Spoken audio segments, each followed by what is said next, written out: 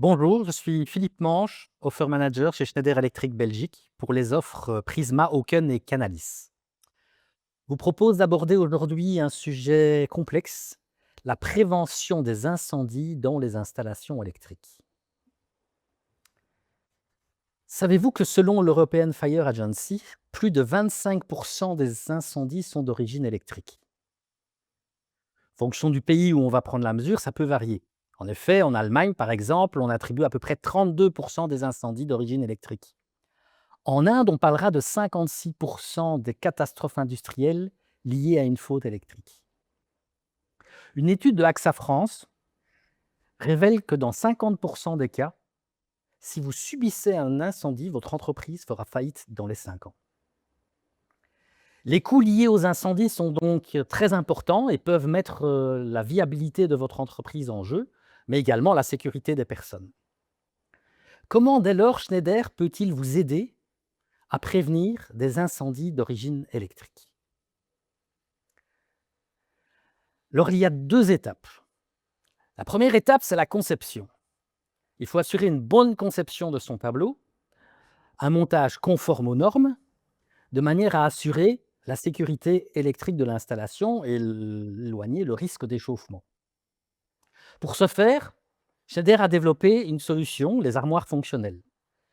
Grâce à l'utilisation d'unités fonctionnelles associées à des systèmes de distribution, l'énergie, placés dans nos enveloppes, nous facilitons la mise en œuvre de la construction de l'armoire et donc garantissons que le tableautier va pouvoir monter son armoire suivant les règles de l'art et en conformité aux normes.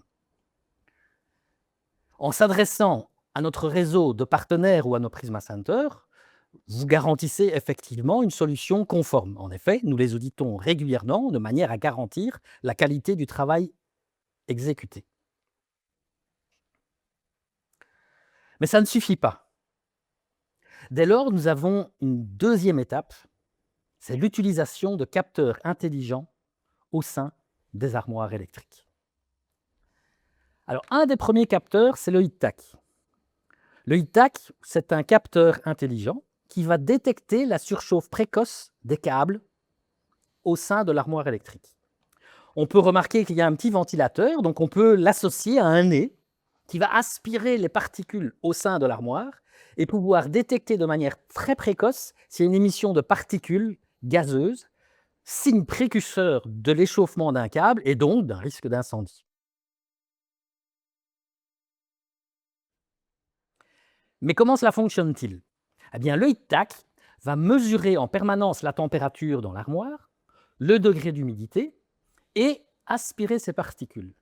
Dès lors que la température commence à monter ou que des particules chimiques commencent à s'évaporer au sein de l'armoire, une alarme va être générée de manière à vous prévenir anticipativement d'un échauffement anormal dans la structure.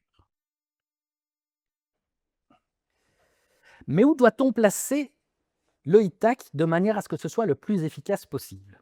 Comme je vous le disais, on peut l'associer à un nez.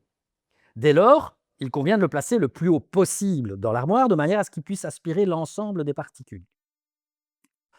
Le bas de l'armoire ne convient pas, ou dans une zone où il n'y a pas de câblage, ça ne convient pas non plus.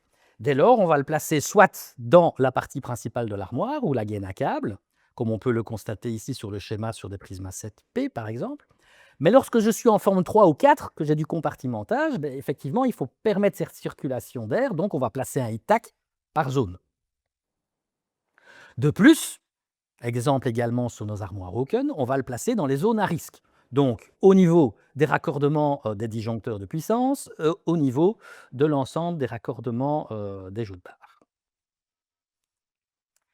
Mais quelles sont les limitations d'utilisation de ce heat-tac? On l'a bien compris, il aspire des particules. Dès lors, le heat-tac sera utilisé dans des armoires ventilées naturellement. Interdiction de l'utiliser dans des armoires avec climatisation ou ventilation forcée. De plus, on doit permettre une circulation d'air aisée, donc il sera recommandé pour des armoires entre un indice de protection IP30 à IP54.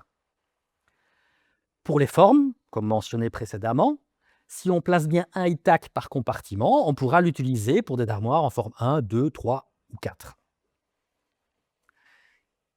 Il est recommandé également pour l'usage de câbles supérieurs à 1,5 mm².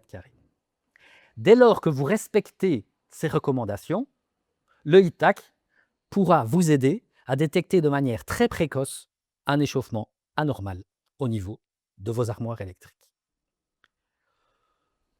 Pour autant, cela ne suffit pas toujours, car parfois, on peut avoir d'autres soucis que juste un échauffement des câbles. À cela, on va donc associer un autre capteur, le capteur TH110 ou CL110. Ce capteur, c'est un capteur de température qui va mesurer en un point donné une température ou la température et l'humidité. Il est recommandé de l'utiliser plus sur les jeux de bar, aux endroits des liaisons. Il pourra détecter donc s'il y a une association insuffisante ou un serrage insuffisant et détectera de manière précoce un échauffement au droit de ces connexions. Alors, où va-t-on monter ce TH110 ? Eh bien, le TH110, comme je le mentionnais, on le mettra sur les jeux de bar, aux endroits des jonctions, enfin dans les endroits où un échauffement à un droit de connexion pourrait se produire.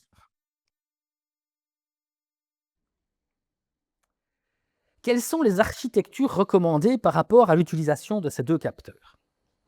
Eh bien, si je prends l'exemple d'une armoire Prisma-P, par exemple, on va associer le HeatTac, qui est un capteur sans fil, au panel serveur. Dès lors, je placerai mon HeatTac au-dessus dans mon armoire électrique.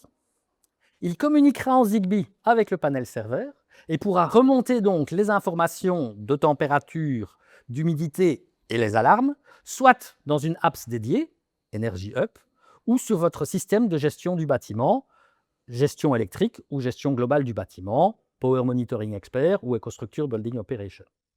Cette architecture peut être également permettre de mesurer l'énergie. Donc on associe le HeatTac au panel serveur, mais ce panel serveur, lui, peut remonter également des informations de mesure d'énergie.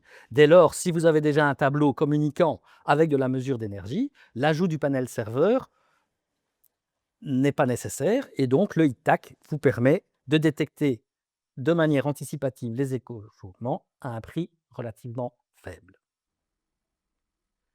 Une autre architecture pour des armoires Hawken sont des architectures combinées, c'est-à-dire soit des solutions plus basiques où je vais juste aller détecter un échauffement à un endroit donné, donc l'utilisation unique du TH110, utilisation basique pour des applications basiques, j'ai un petit dongle, je remonte l'alarme sur mon smartphone au travers d'une apps, où je veux visualiser également localement, parce que j'ai mes techniciens qui passent dans les différents locaux, et donc j'ajoute un écran tactile en face avant de mon armoire pour pouvoir localement visualiser les défauts.